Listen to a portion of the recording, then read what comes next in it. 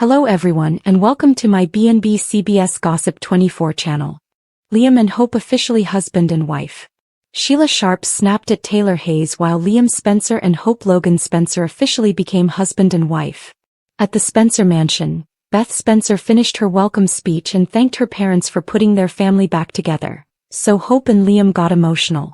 Deacon Sharp, Deke Sharp, Donna Logan, Katie Logan, Brooke Logan Forrester and Bill Spencer all shared supportive words next. Once Liam and Hope exchanged heartfelt vows as well as rings, Beth pronounced them husband and wife. At Beth's urging, Hope and Liam kissed to seal the deal on their remarriage. In Taylor's office on Thursday's B&B episode, she warned Sheila that crashing the wedding would be a crazy idea. Sheila slammed down a decorative vase and angrily asked if that was Taylor's professional opinion. Although Sheila asked if Taylor thought she was crazy, Taylor made it clear that's not what she said. Sheila ultimately apologized for being oversensitive and tried to take comfort in the fact that she'd found real love with Deacon, even if his family didn't support their relationship. After Sheila once again thanked Taylor for helping Deacon and their marriage, she urged Taylor not to let her down. At Forrester Creations, Rich Forrester was talking with Steffi Forrester Finnegan when he received news from Charlie Weber that Eric was there. Ridge eventually found Eric in the showroom looking contemplative and tried to crack some jokes to lighten the mood. Eric still looked glum, so Ridge shared how much he respected his father and how much he'd learned from him. Ridge assured Eric that they were partners and would be for as long as Eric would have him. Back with Taylor, she got a visit from Steffi and had a catch-up session with her. Steffi and Taylor gabbed about Sheila's visit along with the post-retirement party drama. Liam and Hope's long-anticipated recommitment ceremony unfolded like a poetic reckoning with every choice, heartbreak and reconciliation that had carried them to this moment. And as the afternoon sun filtered through the brilliant windows of the Spencer mansion, it cast warm gold across a room full of people who had weathered every storm with them, people who had stood by them when their love felt like a fragile thing and when it proved itself to be an unbreakable force.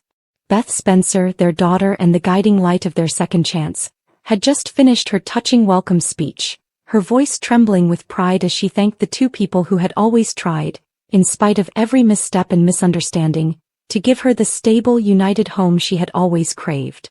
The sincerity in Beth's tone, the earnestness radiating from her eyes as she spoke of hope, forgiveness and new beginnings, sank into Liam's chest like the final puzzle piece of a picture he had once feared would always remain incomplete. Hope Logan Spencer, unable to hide her emotion, brushed away tears as she watched her daughter beam between her and Liam, and the room seemed to hold its breath at the tenderness of the moment, as though the very walls recognized the weight of everything this family had survived. Deacon Sharp was the first to speak after Beth, stepping forward with a mixture of fatherly affection and complicated humility, acknowledging how proud he was of his daughter and how grateful he felt to see her reclaim a love that balanced her gentle idealism with the resilience she had earned through hardship. Beside him, Deke Sharp echoed sentiments of unity and gratitude, offering a speech that blended levity with genuine admiration for both Liam and Hope. Donna Logan, with her trademark warmth, praised the perseverance Hope demonstrated through every disappointment and praised Liam for fighting his way back to clarity and devotion. Katie Logan followed with a thoughtful reflection on the beauty of forgiveness, speaking directly to the strength it takes for a couple to overcome everything that once weighed them down. Brooke Logan Forrester, filled with maternal pride, looked at Hope as though seeing her as a little girl again, yet now standing as a woman who had grown into her honesty, her compassion and her determination. Bill Spencer, for his part, expressed his admiration for Liam's ongoing evolution and acknowledged the deep love that tethered Liam to Hope, a love he himself had once doubted but had come to respect. Then came the vows, simple yet profound, written in the language of two souls who knew both the sweetness of stability and the bitter consequences of mistakes. Liam promised never to lose sight of the sanctity of their bond again, vowing to honor Hope not only in moments of triumph but in the quiet spaces where trust is tested. Hope vowed to continue believing in the innate goodness that she saw in Liam long before he saw it in himself, and to cherish him as her partner, her confidant, and the father of the children who meant everything to them. They exchanged rings, symbols that had once slipped away from them but now felt like anchors grounding them in mutual understanding. And then Beth, smiling with the unfiltered joy that only a child reunited with her parents can possess, proudly pronounced her mother and father husband and wife once more. At her playful urging, Hope and Liam kissed to seal the promise of their future. And the room erupted into applause, the kind that vibrates with affection and relief, the kind that marks not just a ceremony but a victory over all the chaos that life had hurled at them. But elsewhere in Los Angeles, a storm brewed in the confines of Taylor Hayes' office, one that threatened the fragile peace so recently restored. Sheila Sharp stood rigidly, the tension in her body palpable as Taylor reminded her, with clinical precision and emotional restraint, that attending the wedding would be a profoundly bad idea, bordering on delusion. Sheila, wounded by the implication and driven by her volatile mix of insecurity and defiance, slammed a decorative vase onto Taylor's desk, the sharp crack of ceramic hitting wood slicing through the calm like a warning shot. She demanded to know whether Taylor, in all her psychological expertise, thought she was crazy, her eyes narrowing with the kind of fury that made even the air feel charged. Taylor, ever steady, clarified calmly that she had not called Sheila crazy, that her concern lay not in diagnosing Sheila's mental state but in preventing another catastrophic spiral. A spiral that could cost Sheila the fragile foothold she had begun to build toward redemption.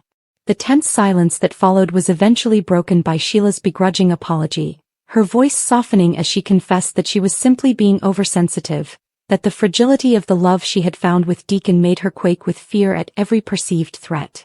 She clung to the belief that her relationship with Deacon was real, meaningful, transformative, even if his family and the world beyond their home looked at her as though incapable of change. And still, in a rare moment of humility, Sheila thanked Taylor again for helping Deacon find some semblance of peace in the emotional labyrinth of their marriage, urging Taylor not to abandon her, not to betray the strange trust that had grown between them. It was a plea laced with desperation, as though Taylor's approval might shield Sheila from the ghosts of her past. Meanwhile, the halls of Forrester Creations hummed with a different kind of tension, quieter, more introspective. Ridge Forrester had been in conversation with his daughter Steffi Forrester Finnegan when Charlie Weber delivered the news that Eric was in the building. Ridge found his father in the showroom, standing alone in a pool of soft, diffused light, inspecting the mannequins and couture with the nostalgic gaze of a man contemplating the legacy he had built stitch by stitch. Ridge attempted humor at first, gentle ribbing anecdotes intended to coax a smile, but Eric remained subdued, his expression clouded with thoughts he wasn't yet ready to share. Recognizing the vulnerability beneath his father's silence, Ridge shifted his approach, speaking with sincerity about the depth of his admiration, acknowledging the immeasurable lessons Eric had imparted on him, not just about fashion or business, but about resilience, artistry, and owning one's truth. Ridge reminded him that they were partners, equals, bound not just by blood but by vision, and that he would stand by Eric for as long as his father would allow it. There was a softness in Eric's eyes then, a flicker of gratitude that Ridge recognized before Eric could even articulate it. Back in Taylor's office, the mood had shifted as Steffi arrived, bringing with her a breath of fresh energy and the familiar comfort of mother-daughter camaraderie. Taylor and Steffi shared a warm embrace before settling into conversation, their words flowing easily from one topic to the next as they dissected Sheila's unexpected visit and the lingering chaos from the post-retirement celebration. Steffi, fiercely protective of her family, expressed her frustration at Sheila's continued presence in their orbit, while Taylor walked the delicate line between empathy and caution, acknowledging Sheila's emotional volatility without downplaying the real danger she posed. The two women found solace in their shared determination to protect their loved ones, especially on a day as meaningful as Liam and Hope's wedding. Their conversation underscored the complexity of their lives, balancing joy and fear, hope and history, love and the ever-present threat of old enemies re-emerging. And so, as the sun set across the intersecting worlds of the Spencers, Logans, Sharps and Forresters, the day stood as a testament to the fragile beauty of relationships, the shattering power of secrets, and the irresistible pull of redemption and renewal. Liam and Hope had reclaimed their family, sealing their bond before the people who mattered most, but elsewhere the undercurrents of unresolved emotions and dangerous loyalties simmered, promising that even this day of celebration existed only within the eye of a much larger storm, one that would inevitably sweep through their intertwined lives again, as it always had and always would. The hours following Liam and Hope's remarriage unfolded with a mix of celebration, reflection, and the subtle stirrings of complications that seemed almost destined to re-emerge in their interconnected lives. And while the Spencer mansion buzzed with warmth and laughter, not everyone there could fully silence the inner narratives that tugged at their attention. Hope, swept up in the glow of her renewed vows, moved gracefully through the reception, hugging relatives, accepting congratulations and stealing meaningful glances at Liam that felt like rediscovered treasures. She was radiant, but beneath her joy lingered a trembling awareness that their future, no matter how lovingly reaffirmed, would still require effort, communication, and the courage to confront whatever challenges waited on the horizon. Liam sensed it too. Every time he looked at Hope he felt the weight of gratitude mixed with fear, not fear of losing her again, but fear of failing her again, fear of repeating the patterns that once drove them apart. He vowed silently as he watched her laugh with Beth and Donna, that no insecurity, no indecision, and no echo of past mistakes would ever be allowed to fracture the foundation they had rebuilt. Bill Spencer watched his son with a mixture of relief and introspection, fatherly pride coloring his expression. Yet even as he applauded Liam's happiness he could not help but evaluate the unspoken dynamics among the guests. Brooke's protective gaze following Hope, Deacon's complicated pride in being present for his daughter's milestone, and Katie's gentle attempts to keep the atmosphere calm and harmonious. Brooke, ever the vigilant mother, assessed every interaction, aware that the return of stability in Hope's marriage meant Hope would be less vulnerable to heartbreak, but also keenly aware that life in their world rarely stayed calm for long. Donna made light-hearted jokes to diffuse tension Brooke didn't even know she was showing, while Deacon, standing a little apart balancing his pride and his anxieties, watched Hope with the tender awe of a man who once feared he would never be allowed into her milestones at all. He smiled genuinely for her, yet his mind drifted back to Sheila, to the conversation she had had with Taylor, to the volatile fragility in her voice when she told him earlier that she felt unwanted and unwelcome by his family. Even now, while trying to enjoy Hope's joy, Deacon could feel the unease rising inside him like a slow tide, the dread that Sheila's emotional instability might lead her somewhere dangerous again. His phone buzzed once in his pocket. No message, just a phantom vibration fueled by worry, and he forced himself to take a deep breath and focus on Hope, willing himself to trust that Sheila would respect his boundaries for at least this one day.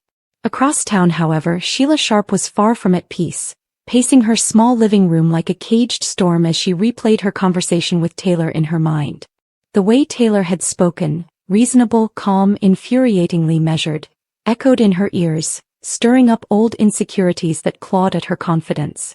She told herself she trusted Deacon, that she believed in the love they'd built together, yet that trust felt fragile when she imagined the Logan family whispering about her, judging her, dismissing her as unworthy of being part of Deacon's world.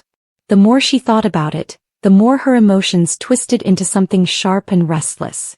Taylor had tried to help, Sheila knew that, but the warning still stung, making her feel like a threat rather than a woman trying to leave her past behind. Hours passed as she wrestled with her thoughts, her frustration simmering beneath the surface until it began to boil over. She grabbed her coat and keys more impulsively than intentionally, telling herself she merely wanted air, clarity, perspective.